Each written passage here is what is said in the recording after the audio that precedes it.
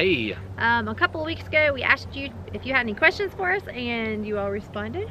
Yes. So I have the comments here, and so I guess we'll get started. Yes. All right. The city asked if flip-flops will still be worn on our barnyard, and the answer to that is yes, they will, because I love flip-flops. I actually wear flip-flops more often in Virginia outside than I did in Florida because there's no fire ants here. Yeah. I'm not wearing flip-flops right now because it's cold outside, but if it's warm enough at all, I will typically be outside in flip-flops. Yeah. We were a flip-flop barnyard before. Well, I was getting to that. Oh.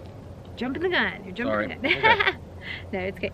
So, also, they said the city that we're back in Virginia, and they're wanting to know if we had lived here before, or if we had a great visit here. And we are both from Virginia. We used to live here, and we moved to Florida, and then, of course, because of the hurricane, we were displaced back to Virginia. But we had plans to move back to the mountains here in Virginia anyways. Well, I say we had plans. We didn't have a specific plan set up for that. We were making plans for in the future, working to make plans. So, yes.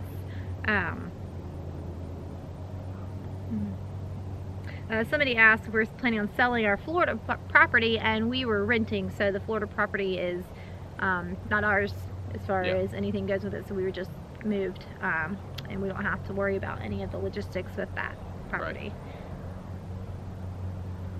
Right. Let's see, Evolution of a Homestead asked if lawn care business was still in the plans, and yes. Absolutely. Absolutely. That's what Derek loves to do. I mean, our long-term goal is to have a full-fledged farm that can make a decent income, hopefully all of the income, but, you know, we know that might not be the case, but, you know, Derek will be able to do, you know, lawn care and things, brush work, tree work, stuff like that. Yeah. We'll always do that. And also, they asked if we didn't mind answering how the kids are doing with all of this, and the kids have done remarkably well. Yeah. Like I said, we were all planning on moving to Virginia anyway, so they were all had wanted to move back here, so they're happy to be back. We're gonna actually do a video talking more about the emotional side of this whole ordeal, because there is that's a huge aspect. That may be the biggest aspect. Yeah, I mean, we lived in a 20-foot camper, the 10 of us, for like 3 weeks, and it wasn't terrible. But it's a huge change. It's a lot of adjustments we had to make. So even though in the end, you know, we're happy to be back in Virginia, we have a lot of the emotions to deal with, and a lot of the just stress. So you know, the kids, they've gone through emotions and moments, but for the, you know, overall as a whole, they have done really well, and they're doing well. So that's good. Yeah, they're doing good. Yeah. And Deanne Williams asked if moving forward we plan to keep the channel name the same or change it, and that's where I was getting at that. We were actually the Flip Flop Barnyard before we went to Florida. We started our blog and YouTube channel back in, I think, 2014, July 2014, I believe it was, and I named it the Flip Flop Barnyard because at that point it was just my blog, and I was writing for it, and I wore flip-flops all the time. So I joked for several years saying, I'm going to start a blog and I'm going to be the Flip-Flop Farmer or the Flip-Flop Barnyard or something, and when it came down to it, I ended up going with the Flip-Flop Barnyard. So that name will not change, because that is who we are as a name. Or who you are. Yeah, me. You will never see me wearing flip-flops. I can't stand them. JM at the Nut House asked if we were going to permanently set up in Virginia, or do we plan on going elsewhere. Like we said, we're going to stay here. This is where we were. This is home. This is home to us. So we're just, you know, we have family here, friends here, and we love our mountains. This is where our roots are and where we want to be planted from now on. Yep.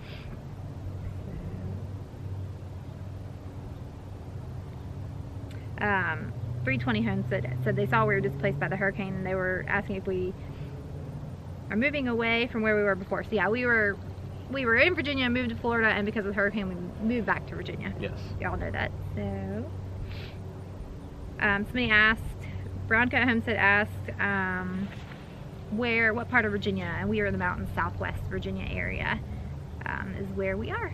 And then I had one more question, and where did it go? Wheel? I had to, it was on a different video that the question was on, so I actually screenshot it. No. And I don't remember the question. My smartphone that's smarter than me. Where does the screenshots go? You have an album for screenshots? I do, but I don't know where it is.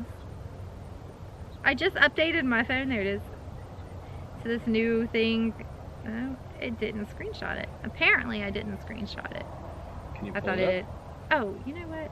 Where did it go? I didn't screenshot it. It's right here. Just kidding.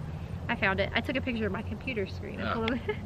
Wow. And Browncoat Homestead also asked, what is our favorite thing we enjoy about homesteading and our favorite animal on the homestead and easiest animal to butcher? So our favorite thing about homesteading is just the general lifestyle for me. I mean, I just enjoy raising our own food so we know where it comes from. I enjoy raising my children on a farm where they can learn good work ethic, where their food comes from, and just a slower, simpler lifestyle. Yeah, it's very rewarding too.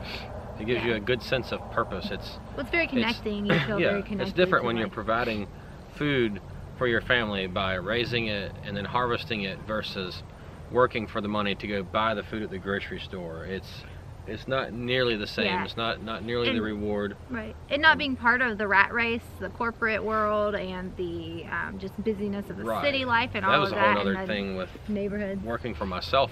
That transition was not having to deal with the rat race. That's been awesome. You're not dealing with the man. No. I just deal with me.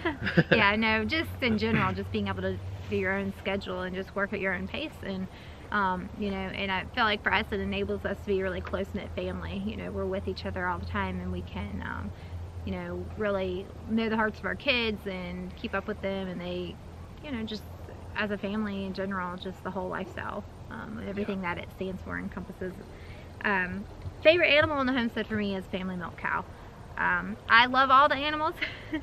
I really do. She's over there sleeping right now. Yeah, she's laying there. But for me, there's just the, I mean, we had a milk cow before, so I'm going off of that as well. And then I have Gertrude, and there's just a really unique bond with the cow and your milking and the time you spent together, and then also just what they provide, because they're providing milk, but on top of milk you have so many other things you can make. You've got your butter and your cheeses and yogurt and kefir and things that are just really rich and nourishing, you know, and the way can be tasty and nourishing for the family, and ice cream.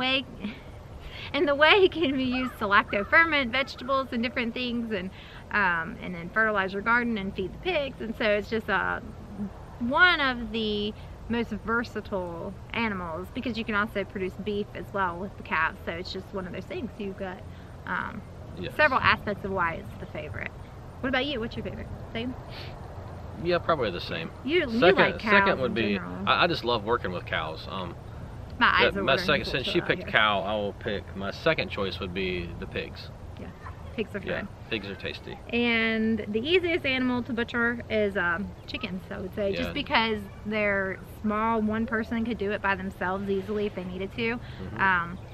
You don't have to have special equipment to do. No, you could butcher a chicken in 5 minutes. Yeah, if you're just one. Yeah, we do it in large batches, so we have our plucker, and even in large batches, it's still very simple to do. So we also butcher pigs, and you need a lot more equipment to do that, a lot more manpower. We've done it, just our family. We've done it with friends too. It's doable, but as far as if you're looking for the easiest and what to start with, I would say chickens are going to be your best bet. But I think that's all the questions. So awesome. Anyway, we hope that helps you get to know us a little more and kind of what we're doing, where we're at. And if you have any more questions, you can leave them in the comments of this video, and we'll get to that as soon as we can answer that. All right. Thanks for watching. Thank y'all.